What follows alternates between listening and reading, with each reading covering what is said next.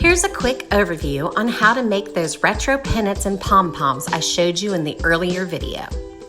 Remember those cute pennants and pom-poms you saw in my tailgating video earlier?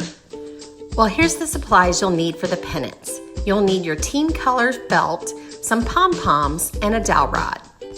The actual pennant template is available at my website, and you can print it out to make the triangular shaped pennant. Once you've created your triangular shaped pennant, you can also download the actual logos that you want to print out as well. Once you have those letters cut out, you'll want to line them up onto your triangular shaped pennants. All the pieces of felt will need to be glued together.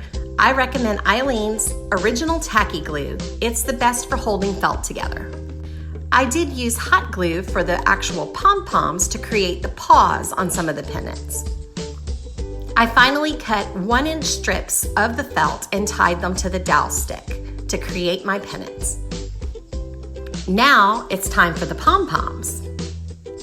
To create the pom-poms, I used 99-cent plastic tablecloths, a 1/2-inch dowel rod cut into 6-inch increments, and some 1/4-inch hook and eyes that were screwed into the end of the dowel rods.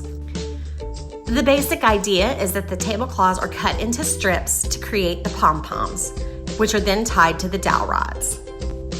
And it creates these cute little pom-poms. You can see the full tutorial at my website where I go into more detail. So be sure to stop by GenronDesigns.com to see the entire DIY tutorial.